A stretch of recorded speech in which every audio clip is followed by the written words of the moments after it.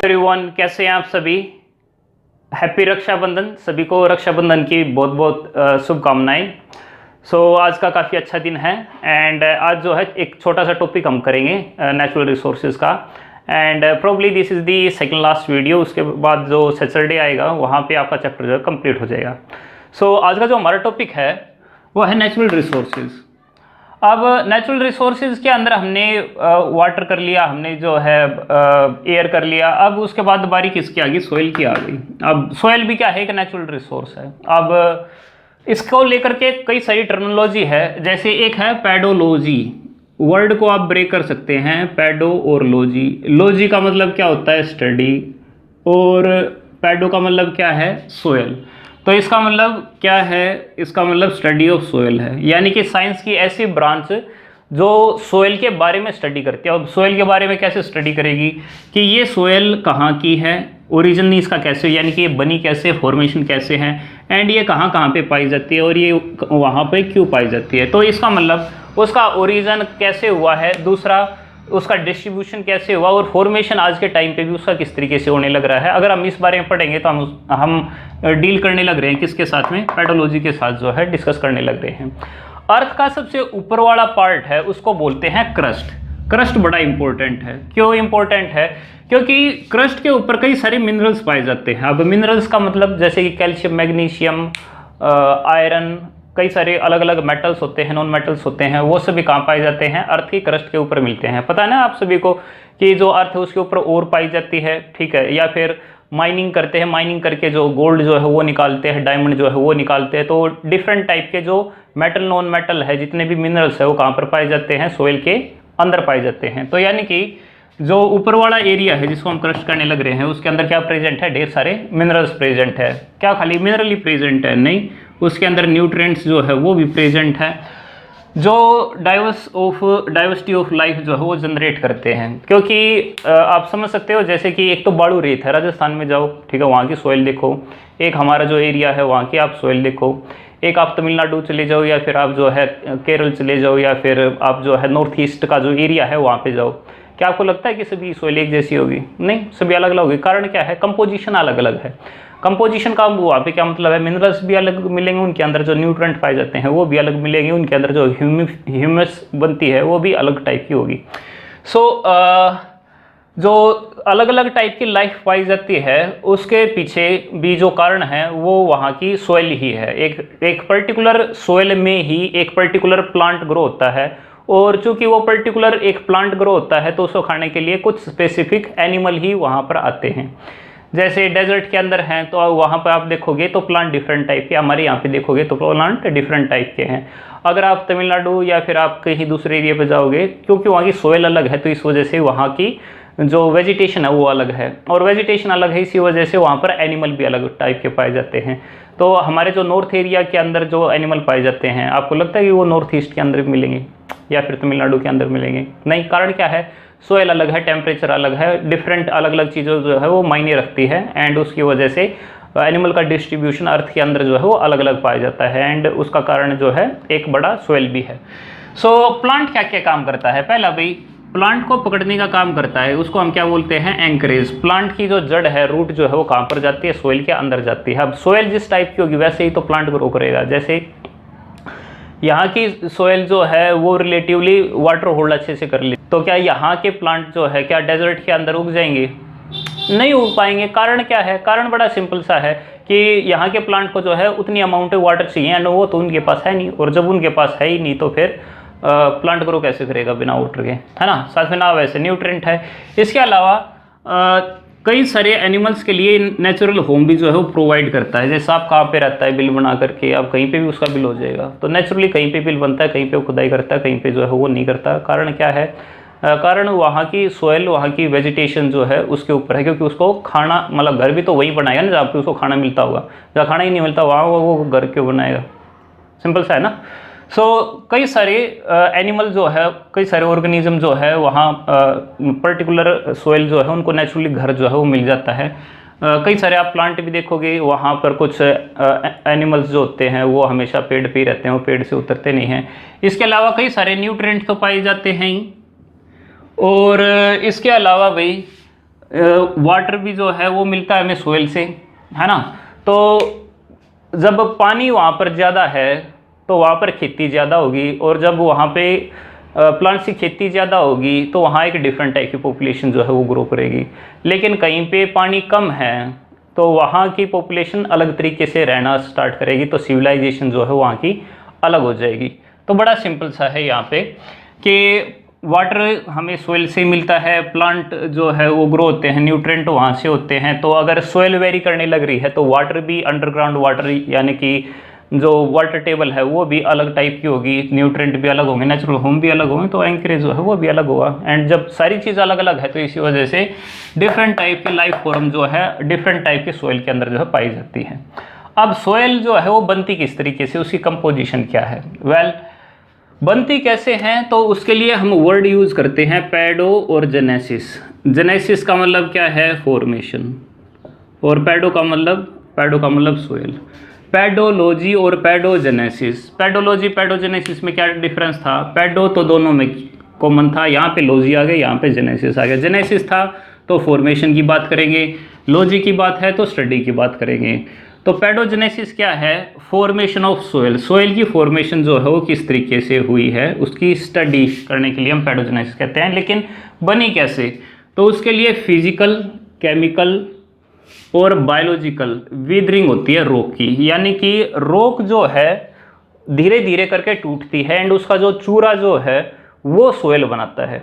अब सुनने में बड़ा अजीब सा लगता है, बट देखो ये एक सोइल है। एंड अगर मैं मैग्नीफाइन करके अगर यहाँ पे देखो इसके अंदर पार्टिकल कैसे पाए जाते हैं, क्या ये रॉक से मिलते हैं या नहीं मिलते?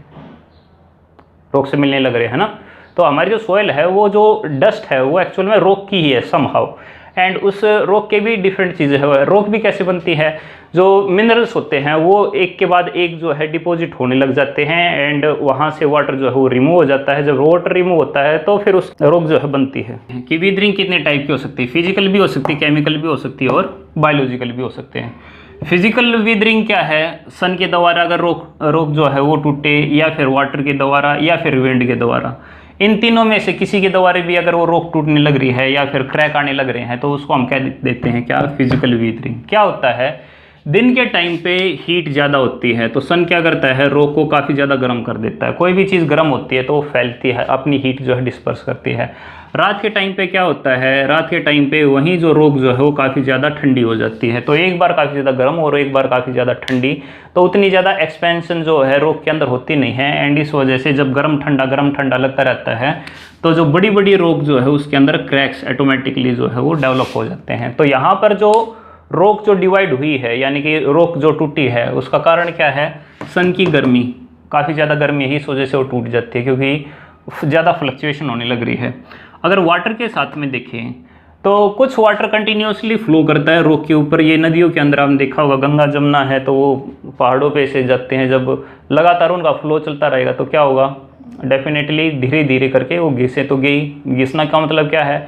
कि रॉक का चूरा जो है बाहर निकलने लग रहा है। इसके अलावा जब भी बारिश होती है तो बारिश काफ़ी प्रेशर से जो है एक रॉक के ऊपर जो है पड़ती है एंड जब बार बार में पड़ेगी तो देयर इज चांसेस कि वहाँ पर थोड़े से क्रैक जो है वो डेवलप हो जाए, या फिर जो पहले से ही क्रैक है वहाँ पे पानी जो है डिपॉजिट हो जाए। एंड अगर वो पानी वहाँ पे फ्रीज हो गया तो देखो, आपने ये एक्सपेरिमेंट करके भी देखा हुआ घर पे कि आपने एक प्लास्टिक की बोतल ले ली, प्लास्टिक की छोड़ो, आपने एक कांच की बोतल ली, उसके अंदर पानी पूरा भर दिया एंड ऊपर से उसको बंद कर दिया एंड फ्रीज में रख दो, ठीक है। जब उसकी बर्फ़ जमेगी ना तो उसको ज़्यादा स्पेस चाहिए होगा और स्पेस उसको मिलेगा नहीं, तो कांच की जो बोतल है वो फट जाएगी, ठीक है। कारण क्या है? क्योंकि अंदर जो बर्फ़ जो है वो स्पेस ज़्यादा घेरने लग रही है एज़ कम्पेयर टू वाटर। तो व्हाट इट मीन्स कि अगर पानी रॉक के अंदर फंस गया एंड वो जम गया तो रॉक को तोड़ देगा, इतनी उसके अंदर पावर है। तो अगर वाटर फ्रीज होता है रॉक के अंदर, या फिर बारिश होती है, या फिर वाटर का कंटिन्यूस फ्लो होता है, तो उससे भी क्या हो जाती है? वीदरिंग जो है हो जाती है। इसके अलावा भाई काफ़ी तेज़ हवाएं चले तो जो फ्लो है रॉक का वो कंटिन्यूस जब उसके ऊपर होता रहेगा तो वहाँ से भी वीदरिंग जो है होती रहेगी। साथ में जो चूरा भी होगा वो जो है दूसरी जगह जो है लेता जाता जो है वो रहेगा, जिससे क्या होगा कि जो सोइल जो है वो एक जगह की दूसरी जगह जो है वो जाती रहेगी। केमिकल वीदरिंग जो है वो उसका मतलब क्या है, देखिए रॉक बनी हुई है मिनरल्स की, तो रॉक इसी वजह से बनी हुई है क्योंकि जो रॉक जो है उसके अंदर कई सारे मिनरल्स जो है वो डिपॉजिट हो गए, एंड जो मिनरल्स है वो बाद में सॉलिडिफाई हो गए एक दूसरे रिएक्शन के साथ। लेकिन जैसे हीट की जो सन की हीट है उसकी गर्मी की वजह से वो रॉक टूटने लग रही है, तो जो मिनरल जो है उनके छोटे छोटे पीसीज जो है वो होने लग रहे हैं। तो जैसे ही रॉक जो है विदर होती है सनलाइट की वजह से, एंड वहाँ पर पानी आता है, तो पानी उस रॉक के चूरे के अंदर, अब वो रॉक का चूरा क्या हो सकता है, सल्फेट या क्लोराइड ऑफ सोडियम हो सकता है, या फिर कैल्शियम हो सकता है, या फिर मैग्नीशियम जो है वो हो सकता है। तो वो पानी के साथ मिक्स होकर के एक जगह से दूसरी जगह जो है वो चला जाएगा, एंड उससे क्या होगा कि जो चूरा जो है वो फैलने लग रहा है, यानी कि जो वीदरिंग जो है वो और बढ़ने लग रही है। सिमिलरली माइक्रोब्स आके हाइड्रोलाइसिस करें, या फिर CO2 ऐड हो, या फिर ऑक्सीडेशन हो, या वाटर वहाँ पर आता है, तो अल्टीमेटली क्या होता है, रॉक जो है उसका डिसइंटीग्रेशन और भी ज़्यादा बढ़ जाता है। तो आप समझ सकते हैं कि फर्स्ट स्टेप ये हो गया और सेकंड स्टेप जो है ये हो गया। कुछ ऑर्गेनिज्म भी हैं जैसे कि लाइकन है। अब लाइकन क्या है, लाइकन एल्गी और फंगी का मिक्सचर है। तो लाइकन के अंदर जो है दो स्पीसीज होती है, एक ऑटोट्रोपिक जो साइनोबैक्टीरिया हैं वो यूज़ होते हैं, और एक जो है फंगी होता है।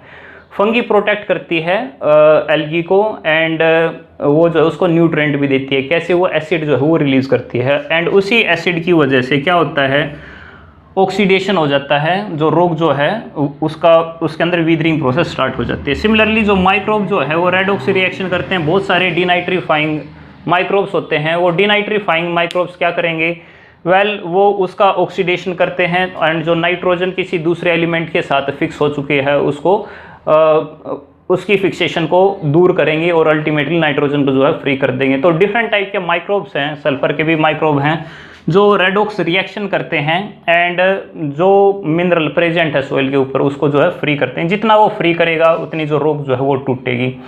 इसके अलावा भाई प्लांट की रूट काफ़ी अंदर तक घुस जाती है, और प्लांट की रूट जितनी नीचे तक घुसेगी उतनी ज़्यादा जो है उस रॉक को जो है तोड़ती चली। आपने घर के अंदर भी देखा होगा, आपने नॉर्मली जब भी बारिश हुई है फिर उसके बाद जो है कुछ प्लांट जो है क्रैक के अंदर जो है वो डेवलप हो गए।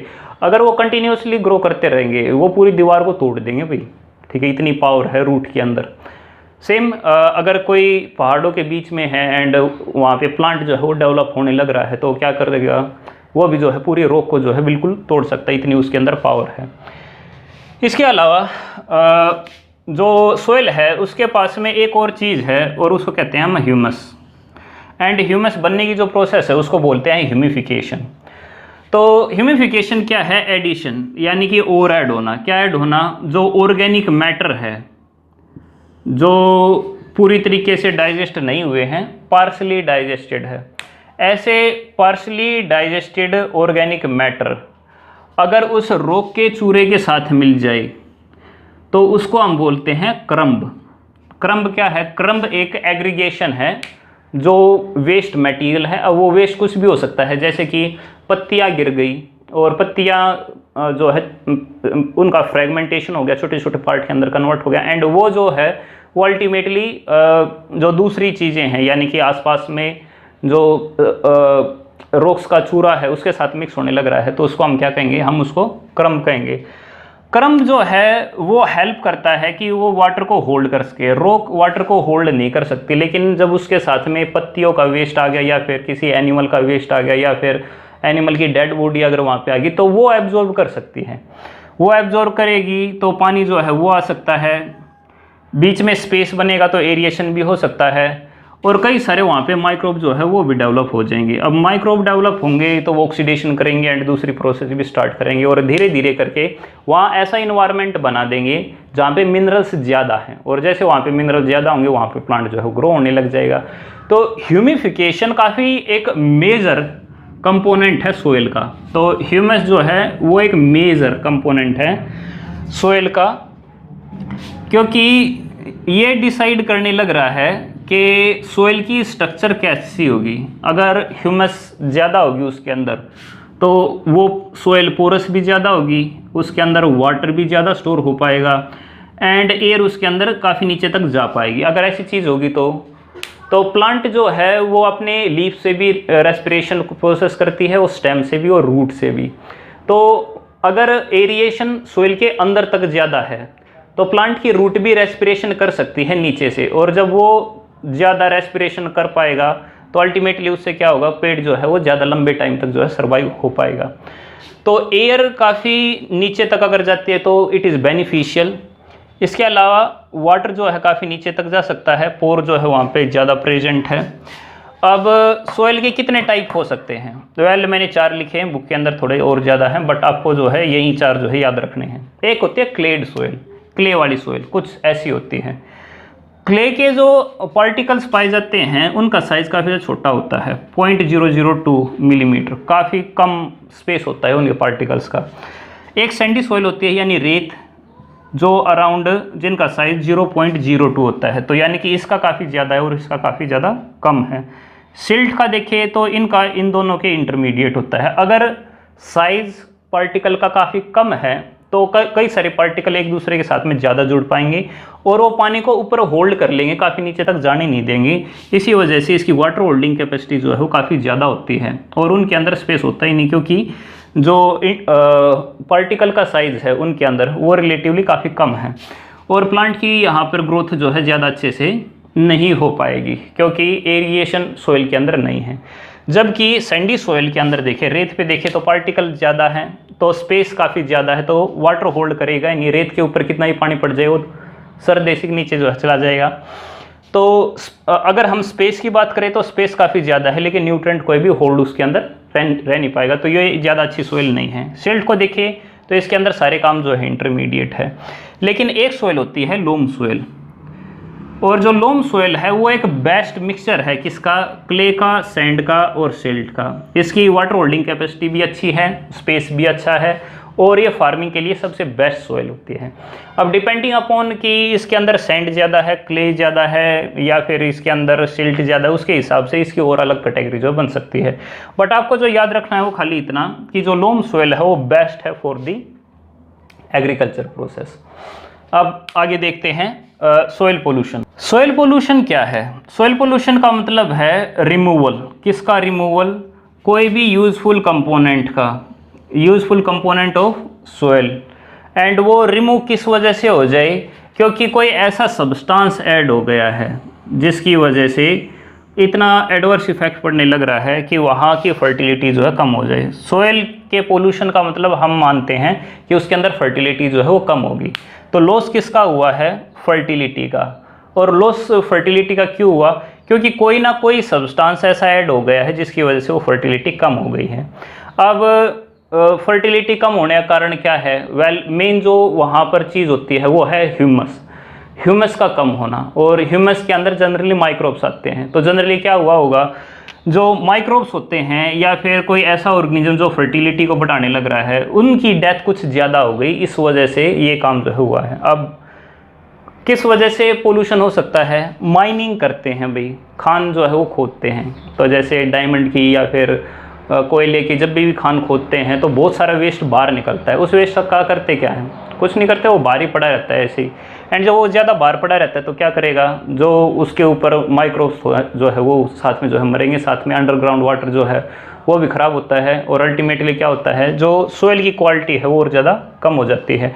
इंडस्ट्री का वेस्ट भी वही या तो किसी नदी के अंदर जाता है या फिर वैसे सोइल के ऊपर जो है पड़ा रहता है, एंड उनके अंदर काफ़ी ज़्यादा टॉक्सिक मेटल जो है वो प्रेजेंट होते हैं, एंड उससे भी क्या होता है, soil pollution. Faulty irrigation process भाई, ऐसी इरिगेशन जो पहले से चलती आने लग रही है। नॉर्मली क्या करते थे कि भाई क्यारी बना देते थे और उसके ऊपर पानी जो कंटिन्यूसली चलाते रहते थे। उससे क्या होता है कि पानी काफ़ी ज़्यादा जाता है लेकिन पेड़ों तक वो रिलेटिवली कम पहुँच पाता है। तो पुराने अगर मतलब लोगों से अगर पूछो भी गए तो वो आपको बता भी देंगे कि जो आगे का एरिया है वहाँ पर तो ज़्यादा पानी चला जाता था, लेकिन जो पीछे वाला एरिया है वहाँ पर ज़्यादा पानी नहीं पहुँच पाता, तो इसी वजह से और ज़्यादा पानी जो है वो चलाना पड़ता था। उसमें से भी जो कूने वाले हैं, कोई ना कोई कूना जो है वो बच ही जाता था, एंड उसको फिर मतलब बाल्टियों से या फिर और पानी देकर जो है उनके पास पानी जो है पहुँचाना होता था।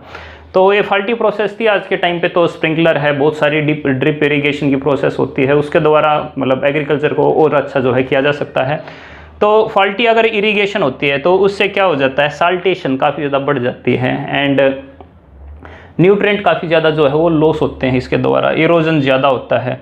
इसके अलावा म्युनिसिपल वेस्ट यानी कि जो हमारे हाउस होल्ड का वेस्ट है वो म्युनिसिपल वाले जो है वो लेके जाते हैं एंड वो कहीं ना कहीं ओपन एरिया के अंदर डंप कर देते हैं एंड वहाँ पर क्या होगा, वहाँ पे और ज़्यादा पोल्यूशन होगा। बस इंसेक्टिसाइड, पेस्टिसाइड और ये फर्टिलाइज़र हैं, ये भी क्या करते हैं, तो ये डालते तो फार्मिंग के लिए हैं ताकि वहाँ पे फसल जो है काफ़ी अच्छी हो सके, लेकिन होता क्या है कि इतना फ़ायदा नहीं होता जितना नुकसान होता है। नुकसान कैसे, क्योंकि बहुत सारे अर्थवॉर्म होते हैं जो फर्टिलिटी को बढ़ाते हैं, लेकिन अगर हम फर्टिलाइज़र डालते हैं, पेस्टिसाइड डालते हैं तो पेस्ट जो हार्म पहुंचाते हैं सोइल, जो हमारी फसल है उसको भी, लेकिन साथ साथ में जो अर्थवॉर्म जो फ़ायदेमंद था उसकी भी जो है डेथ होती है एंड अगर उनकी डेथ होगी तो फर्टिलिटी तो और कम होगी और हमारी डिपेंडेंस फर्टिलाइज़र के ऊपर जो है वो काफ़ी ज़्यादा जो है बढ़ गई। तो आज के टाइम पे तो देखने लग रहे हैं काफ़ी ज़्यादा नुकसान होने लग रहे हैं, तो इतनी ज़्यादा यूज़ नहीं करनी चाहिए, एक लिमिट तक जो है यूज़ करनी चाहिए एंड फार्मर जो है वो इनको यूज़ इस वजह से देता है ताकि प्रोडक्शन जो है वो ज़्यादा उसके, तो एक दो बार प्रोडक्शन बढ़ती है फिर उसके बाद में घटती ही है। इसके साथ में हमारा एक और टॉपिक है वो है सोइल इरोजन, इरोड करना यानी कि वहाँ से रिमूव करना। तो रिमूवल किसका रिमूवल है, टॉप लेयर ऑफ सोइल का।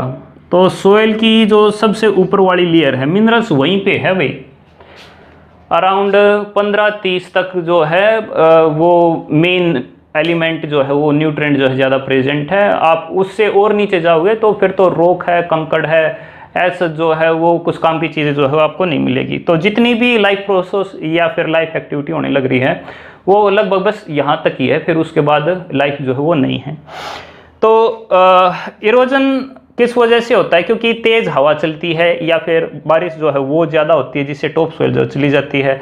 अब क्या उसका कोई और भी कारण हो सकता है, बिल्कुल भाई, अगर काफ़ी ज़्यादा ग्रेजिंग वहाँ पे करवा रखे है। जनरली प्लांट्स जो है, प्लांट या ग्रासेस जो है वो पूरे लैंड एरिया को कवर करते हैं एंड जब भी तेज़ हवा चलती है तो नीचे तो ग्रास है तो वो सोइल को उड़ने नहीं देगी, तो इरोजन जो है वो नहीं होगा। लेकिन अगर काफ़ी ज़्यादा अगर वहाँ पे ग्रेजिंग करा रखी हो तो वहाँ पे ग्रास नहीं होगी, वहाँ पर पेड़ जो है वो नहीं होगी। अगर वो नहीं होंगे तो जैसे हवा बहेगी तो टॉप सोइल जाती जाएगी और जितनी टॉप सोइल वहाँ से जाती जाएगी अल्टीमेटली फर्टिलिटी उतनी ज़्यादा कम होती चली जाएगी।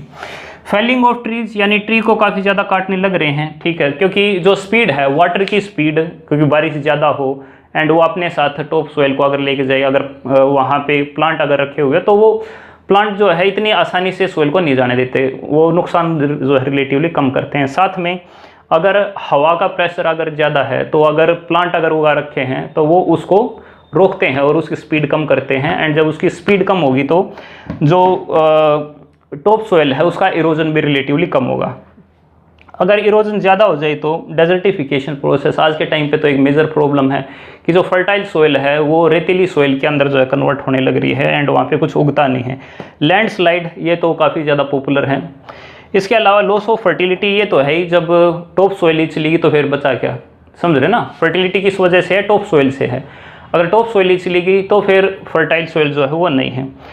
तो what are the preventive measure, किस तरीके से हम इस सोइल इरोजन को रोक सकते हैं। वेल पहले क्या है, पहले तो ग्रेजिंग को ही कम कर दें। अगर ग्रेजिंग कम होगी तो फिर हमारा काम जो है बन सकता है। और दूसरा भाई स्ट्रिप फार्मिंग करें, ठीक है, पहले जो है प्लांट उगा दें, फिर उसके बाद जो है अपनी फसल उगाएं, फिर दोबारा से प्लांट दूसरे जो है उगा दें, बुशेज वगैरह जो है उगा दें एंड फिर से जो अपने प्लांट उगा दें। तो अगर स्ट्रिप बाय स्ट्रिप अगर इस तरीके से काम होगा तो फिर सोइल इरोजन वाली जो प्रॉब्लम जो वो रिलेटिवली काफ़ी कम हो जाएगी। टेरेसिंग है, टेरेसिंग क्या है, अगर हम इस तरीके से करेंगे फार्मिंग तो रिलेटिवली कम पोल्यूशन जो सोइल इरोजन जो है वो कम होगा। इसके अलावा वेजिटेशन से अगर हम सोइल को अगर कवर कर देंगे तो भी पोल्यूशन जो है जो इरोजन जो है सोइल का वो रिलेटिवली कम हो पाएगा। So this is very general topic, I hope आपको अच्छे से जो है समझ में आ गया था, ठीक है। लाइक करें, शेयर करें एंड थैंक्स फॉर वॉचिंग।